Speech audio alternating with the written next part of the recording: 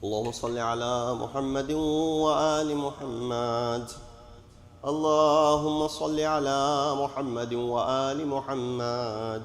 اللهم صل على محمد وآل محمد. بسم الله الرحمن الرحيم. اللهم إني أسألك وأتوجه إليك بنبيك نبي الرحمة محمد صلى الله عليه وآله يا أبا القاسم يا رسول الله يا إمام الرحمة يا سيدنا ومولانا إنا توجهنا واستشفعنا وتوسلنا بك إلى الله وقدمناك بين يدي حاجاتنا يا وجيها عند الله اشفع لنا عند الله يا أبا الحسن يا أمير المؤمنين يا علي بن أبي طالب يا حجة الله على خلقه يا سيدنا ومولانا إنا توجهنا واستشفعنا وتوسلنا بك إلى الله وقدمناك بين يدي حاجاتنا يا وجيها عند الله اشفع لنا عند الله يا فاطمة الزهراء يا بنت محمد يا قرة عين الرسول يا سيدتنا ومولاتنا إنا توجهنا واستشفعنا وتوسلنا بك إلى الله وقدمناك بين يدي حاجاتنا يا وجيهة عند الله اشفعي لنا عند الله يا أبا محمد يا حسن بن علي أيها المجتبى يا ابن رسول الله يا حجة الله على خلقه يا سيدنا ومولانا إنا توجهنا واستشفعنا وتوسلنا بك إلى الله وقدمناك بين يدي حاجاتنا يا وجيها عند الله اشفع لنا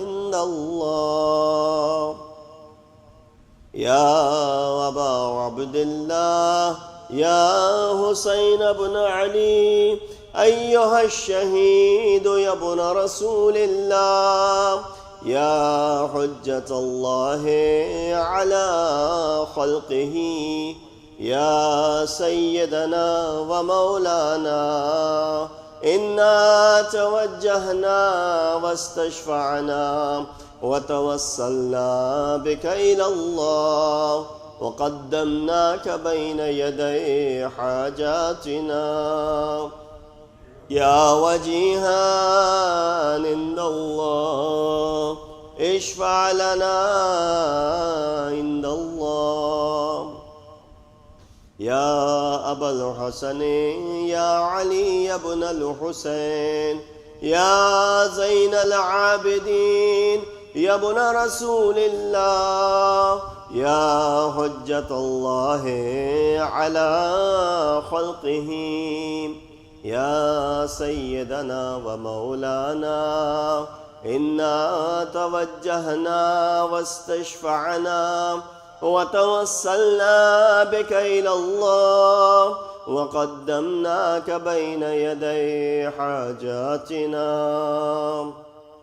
يا وجيها عند الله اشفع لنا عند الله يا أبا جعفر يا محمد بن علي أيها الباقر يا ابن رسول الله يا حجة الله على خلقه يا سيدنا ومولانا إنا توجهنا واستشفعنا وتوسلنا بك إلى الله وقدمناك بين يدي حاجاتنا يا وجيها عند الله اشفع لنا عند الله يا أبا عبد الله يا جعفر بن محمد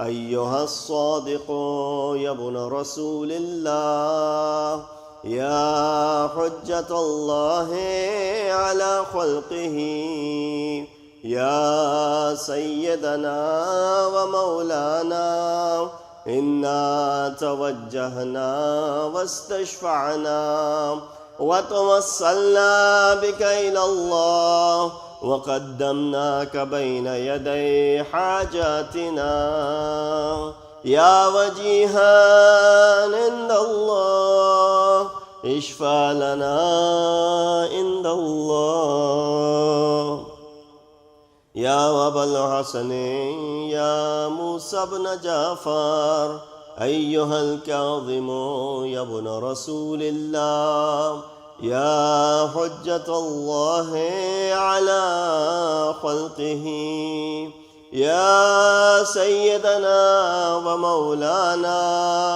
إنا توجهنا واستشفعنا وتوسلنا بك إلى الله وقدمناك بين يدي حاجاتنا يا وجيها عند الله اشفع لنا عند الله يا أبا الحسن يا علي بن موسى أيها الرضا يا ابن رسول الله يا حجة الله على خلقه يا سيدنا ومولانا إنا توجهنا واستشفعنا وتوسلنا بك إلى الله وقدمناك بين يدي حاجاتنا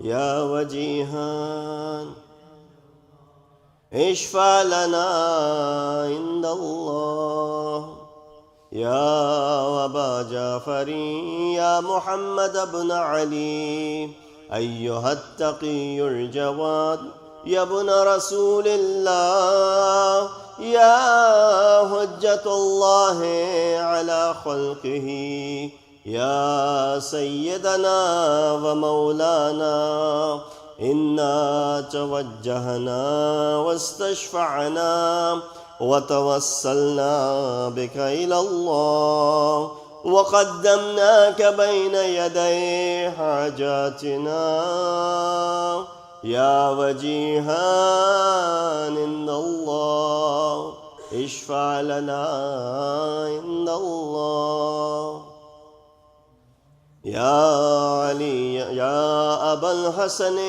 يا علي بن محمد أيها الهادي النقي يا ابن رسول الله يا حجة الله على خلقه يا سيدنا ومولانا إنا توجهنا واستشفعنا وتوسلنا بك إلى الله وقدمناك بين يدي حاجاتنا يا وجيها عند الله اشفع لنا عند الله يا أبا محمد يا حسن بن علي أيها الزكي العسكري يا ابن رسول الله يا حجة الله على خلقه يا سيدنا ومولانا إنا توجهنا واستشفعنا وتوسلنا بك إلى الله وقدمناك بين يدي حاجاتنا يا وجيها عند الله اشفع لنا عند الله يا وصي الحسن والخلف الحجة أيها القائم المنتظر المهدي يا ابن رسول الله يا حجة الله على خلقه يا سيدنا ومولانا إنا توجهنا واستشفعنا وتوسلنا بك إلى الله وقدمناك بين يدي حاجاتنا يا وجيها عند الله اشفع لنا عند الله. Ask for your hajat from Allah subhanahu wa ta'ala. The master dua.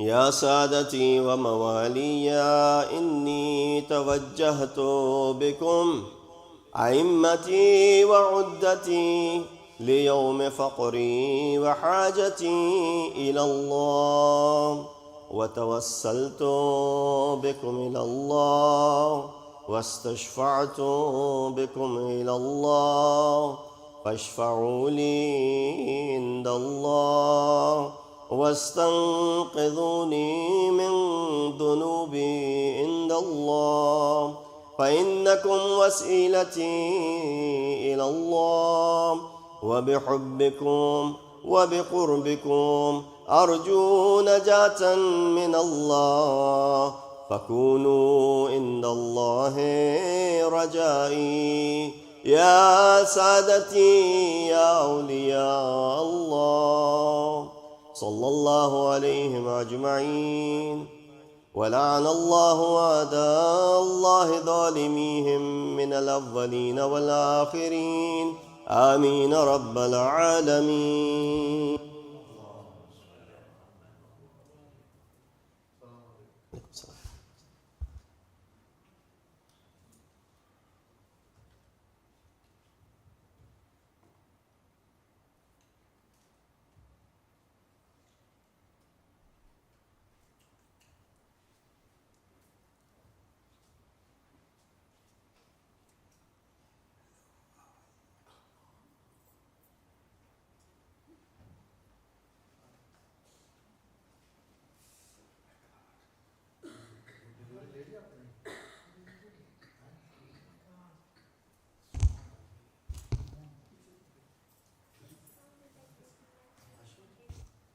أعوذ بالله من الشيطان الرجيم بسم الله الرحمن الرحيم الحمد لله رب العالمين الصلاة والسلام على أشرف الأنبياء والمرسلين خاتم النبيين بالقاسم محمد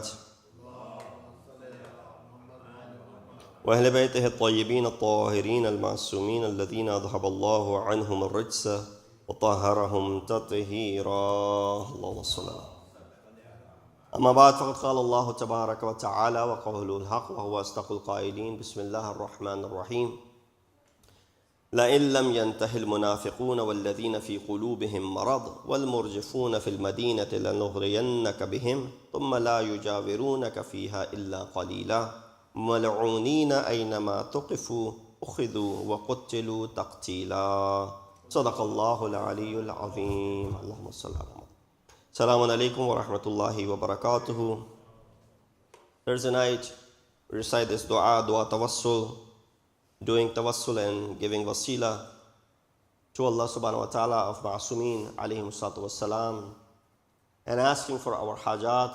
And with this dua, we ask that may Allah subhanahu wa ta'ala fulfill all the hajat of mu'mineen and mu'minat, bring them out of all the difficulties that they may be facing, and may Allah subhanahu wa ta'ala keep us on the path of Muhammad wa Ali Muhammad salawat.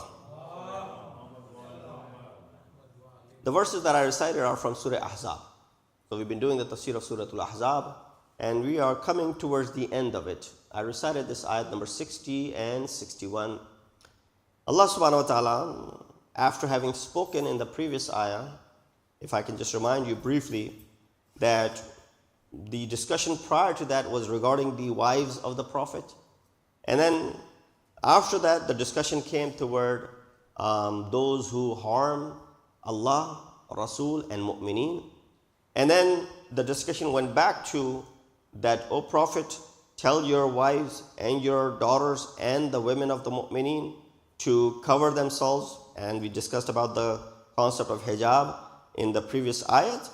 And after the discussion, Allah comes, or this ayat comes, where it talks about the hypocrites. It says, لَإِن لَمْ يَنْتَهِ الْمُنَافِقُونَ, that if the hypocrites and those in whose hearts is a sickness. So first and foremost, Allah subhanahu wa ta'ala is comparing those whose hearts are swerved, there's sickness in their heart, and munafiqun at the same level. So that's a qaida that Quran is giving you right here in this ayat. So it's possible a person who's still a mu'min and their hearts are, there's sickness in their heart. It's quite possible. Therefore, Allah is labeling that these people are equal. So if the hypocrites and those in whose hearts is a sickness, and the rumor mongers, those who are spreading rumors, those who are spreading rumors to cause scandals and to cause chaos and fasad in the city, do not desist. We will prompt you to take action against them. Then they will not be your neighbors in it except briefly. And then the very next ayah says, Mal'unina, accursed are they. They will be seized wherever they are, confronted and slain violently. This is one of the most harshest of the ayat in Quran. Just this paragraph, this line right here, Mal'unin, first they are accursed, comes from la'anat, that they are the ones who are, la'anat has been sent upon them. أَيْنَمَا ثُقِفُوا أُخِذُوا وَقُتِّلُوا تَقْتِيلًا, wherever they are confronted and slain violently. First and foremost, let's go through some of the words that are used in these ayat. The first word that we use in the initial ayat is murjafun. Murjafun comes from irjaf, is used in reference to those who spread rumors. Murjaf is someone who goes around spreading rumors. And of course, we can relate to that as well. There are plenty in our, within our own community who go around spreading rumors. Things that may not necessarily be right. And even if they were right, they're still going around and telling is sort of, instigating some sort of fitna and fasad. By spreading rumors, they want to create chaos in an Islamic society. So therefore, this is our community, this is our society. Those who go around doing what is murjifun are doing, spreading rumors, scandals, they are what? They are creating a chaos in the society. Those who didn't take part in the battles, but spread rumors that Muslims have suffered a loss and disbelievers have won. So these were the people. What happened was back in the day, there were people, Rasulullah would call them upon to go to the battle. So you had Battle of Badr, you had Battle of Uhud, you had Battle of Hunayn, you had Khaybar, you had Khandaq, you had Tabuk, especially Tabuk. Rasulullah said to these people, let's go. They said, it's hot, it's Arabia, it's 120 degrees outside, and we have to march on our feet. We have to ride on these camels and these horses all that distance to take part in this war. So there are many who took excuse not to go. And of course, there's a separate ayah that talks about who declined on going. Similarly, in the other battles as well, there were many who presented some excuses. For example, I have a headache, my leg is broken, I'm unable to participate, this has happened, family problems, all these other excuses that we come forth sometimes in our lives, they existed. Rasulullah is calling them, let's go to jihad. Harrid al-mu'mineen ila al-qital. Oh Prophet, get the mu'mineen ready for qital. Here the mu'mineen are slacking off. They say, no, we don't want to go. Why bother going all the way? If some of you can go, then this is no longer wajib upon us, for example. That was their mentality. Firstly, they presented an excuse not to go. Now that they had left behind, now they're staying back in Medina, they have not gone to the battlefield. What are they doing? These are the murjifun. They are now spreading rumors. Oh, we've heard news that Muslims have suffered a brutal loss. The kuffar have won, to the extent they will say Rasulullah has been killed. Where are you getting these news from? There's no Twitter at that time. There's no Fox or CNN at that time. How are you getting these news? Where's this news resource and source from?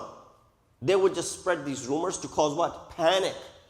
So right away when a person hears Rasulullah has been killed, what will happen in the society?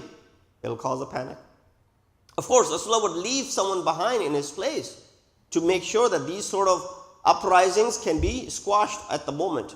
But these people existed and their motive was to go ahead and create unnecessary chaos in the society. The next word that we want to talk about is لَنُغْرِيَنَّكَ. That comes from the word ighra, which means being glued to something.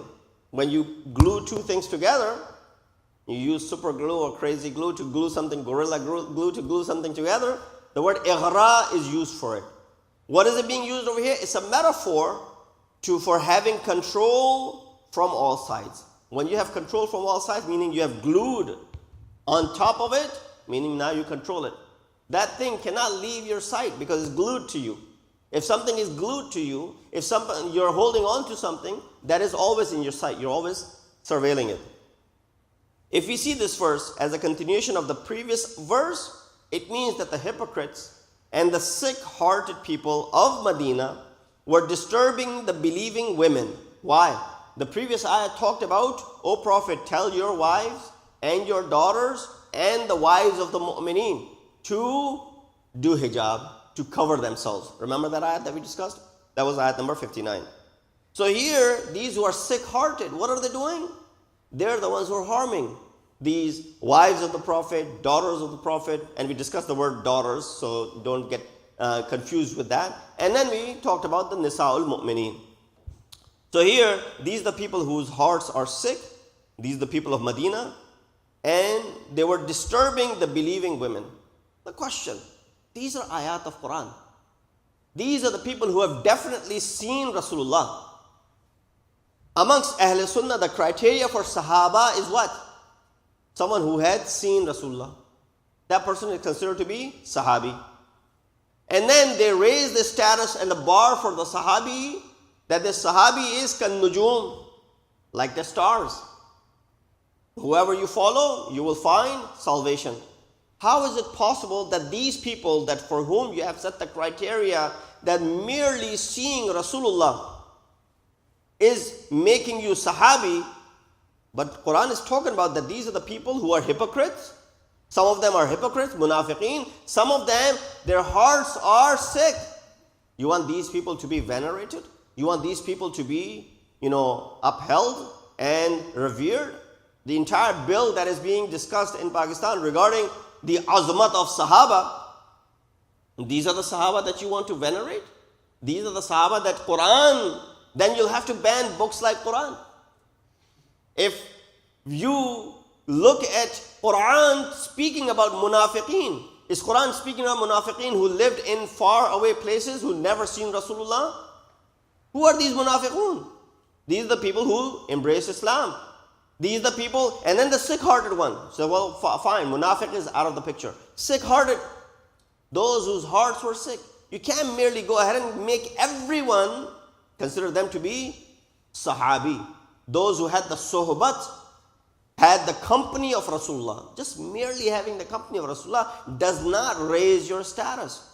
You gotta still change. There were many. There were Abu Jahls, there were Abu Sufyans, there were Abu Lahabs. Quran curses them, sends la'nat upon them. How can you consider those people to be Ashabul Rasul?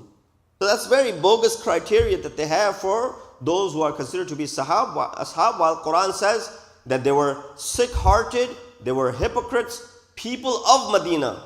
They were disturbing the believing women. That's mentioned in the previous ayah. And in this verse, he warns these sick-hearted people, and it is possible that this verse may be independent and has nothing to do with the previous ayah, meaning that they weren't sick-hearted in reference to the women of the city of Medina, but they were, had nothing to do with it. The meaning is that to deal with the conspirators, those who were conspiring. After Rasulullah has left for battle, what were they doing? They were causing unnecessary fitna in the community. That could be those people. So although the sharpest threats are contained, as I said, this is one of the harshest ayat of Quran. You don't see anything more harsh than this ayat. Mal'ooneen. These are accursed. No doubt about it. It does not mean their curse can be lifted anymore. They should be slain. Aynama thuqifu. Wherever you find them, wherever you confront them, kill them. Quttilu taqtila. It did not say qatilu taqtila, which would have been just kill them regularly. Quttilu is emphasizing on how they should be slain violently. So these are the sharpest threats and the most severe threats that are contained in this ayat. And the Islamic society has always suffered the biggest blows from the rumor mongers, those who are within the munafiqeen, those who spread these rumors. Unfortunately, less attention has been paid to this issue in our jurisprudential books as well. One of the mujtahideen who was a qadi of his time for many years, he said, I looked at 54 different books of fiqh and I did not find one section named irjaf, meaning dealing with those who are murjifun. Sallu ala Muhammad wa ali Muhammad.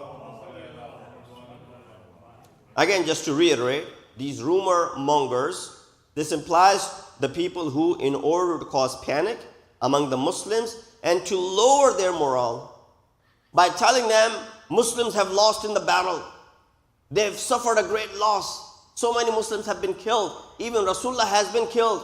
What is it going to do? It's going to lower your morale. Used to spread rumors in Medina to the effect that Muslims had suffered such and such in serious setback, that a huge army was gathering to gather against them at such and such place. They're going to come and attack us, to cause fear. I guess we can relate to it here, living in this part of the world, that how many times Osama bin Laden was mentioned in the news, when God knows when he was already killed, when he was still probably not around. Right away, airports would raise the level of security. It'll go from orange to red to yellow to green. I don't know what different colors they had for that. Remember that era? And right away there would be this panic. Oh, so now we have again threats, and therefore we need to be more careful. And with everything else, pandemic could also go down the same way, that how panic is sometimes created unnecessarily. There's a warning of hurricane coming. There's a warning of a snowstorm coming. What do you see right after that? All the Home Depots are packed. People are buying salt, they're buying shovels, they're buying all these other things. And then, of course, the storm would pass, just to derive the finance and the economy of just to raise the level of economy. You create a little bit of, disturbance, you cause a little bit of chaos and panic, and right away people will start buying things that weren't being sold, for example. So the message that we'll get from here quickly, before dealing with the violators, give them an ultimatum. Islam does not say, well, go right after them and deal with them. It says, no, give them a last opportunity. Give them an ultimatum. Maybe they are under the influence of someone. Maybe they have gone under someone's care, and now because of that they're speaking. They're not speaking their own minds. Someone else is making them do and say stuff like this. So la illam yantahi, if that was not the case, la nughriyannaka, then we will go after them. This is where ighra comes. Being open-hearted has limits. How much can we be open-hearted? How much can we embrace more and more? How much can we more suffer? We've done enough. That's enough. There's a limit to everything. So open-heartedness also has limits. Indulgence and tolerance are not always the answer.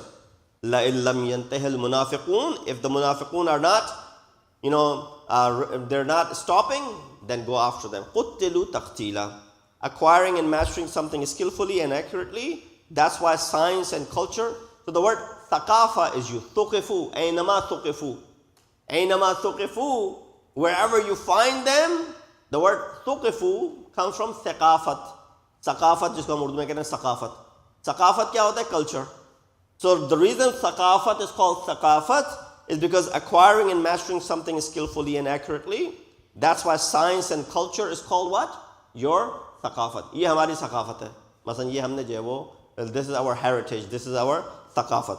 Some commentators believe that all these strictures are about the tormentors of the believers mentioned in the previous verse.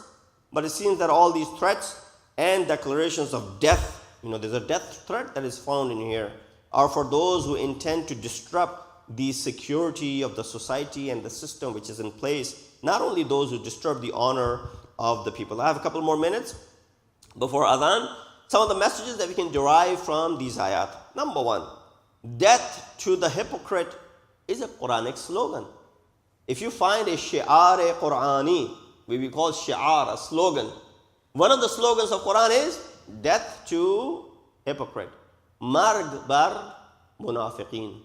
When you hear marg bar munafiqeen, I'm sure you may have heard, if you attend Namaz al-Jum'ah in Iran, they chant marg bar this, marg bar that, and they say marg bar munafiqeen. Death to hypocrites, munafiq. When they say death to munafiq, this is actually a slogan right out of Quran. Al-munafiqun mal'uneen. Ayat of Quran says what? Munafiq are mal'un. The execution of God's judgment regarding these seditionists who oppose the truth is not limited to time, place, and borders. أَيْنَمَا ثُقِفُوا أُخِذُوا وَقُتِّلُوا تَقْتِيلًا. Wherever you find them.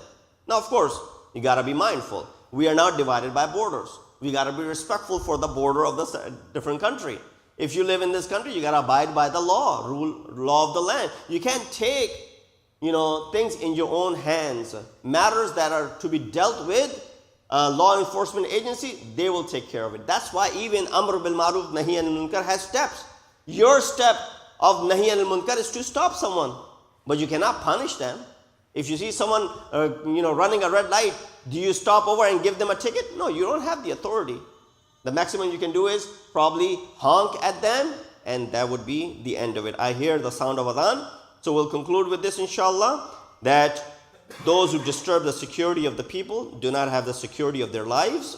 While doing tabligh, the tough and heavy ahkam must be tied, those similar to in the history of mankind. When Allah wanted to establish fasting, it reminded people of the past. They used to fast. You're not the first ones. So when you're doing tabligh, remind people of how people in the past used to live. Ya akhiru da'wana, alhamdulillahi rabbil alameen. All right. Do the adhan. Get adhan.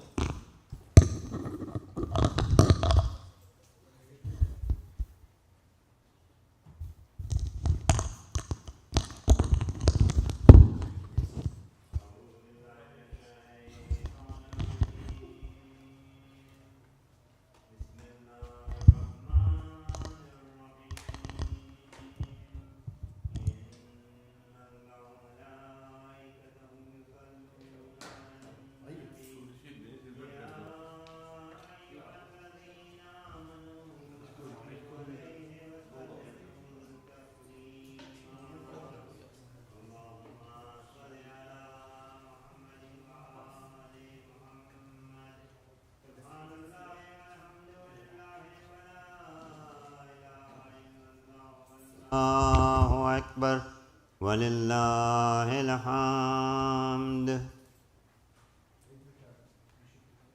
Allahu Akbar, Allahu Akbar, Allahu Akbar. أكبر الله أكبر أشهد أن لا إله إلا الله أشهد أن لا إله إلا الله أشهد أن محمدًا رسول الله صلى الله عليه وآله وسلم أشهد أن محمدًا رسول الله صلى الله عليه وآله وسلم أشهد أن أمير المؤمنين وإمام المتقين عليا ولي الله أشهد أن أمير المؤمنين وإمام المتقين عليا حجة الله حي على الصلاة حي على الصلاة حي على الفلاح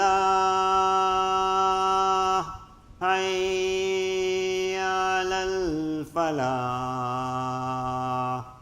حي على خير العمل حي على خير العمل الله أكبر الله